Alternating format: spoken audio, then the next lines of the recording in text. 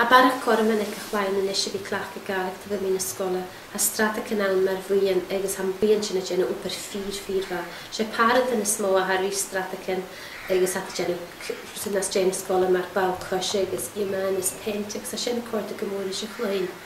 Ac ydych rydyn awn mae'r spors gael cerir fa cwarpys ac yn ysyn ilan sgian o'ch agos nhw sy'n balam i gilyn y bwyn i chi gyn o'r nisio sy'n cwarpys baw cwys agos rydyn maha sy'n fel yn dring yn y chlawn fi clach o Gàidhlig agos canan yn doi natyra. Agos cydych na gases at y sy'n a had ffain corum o fog yn y fashion agos chael bwy yna per stri a art school per stri gan y gwan ma nuri.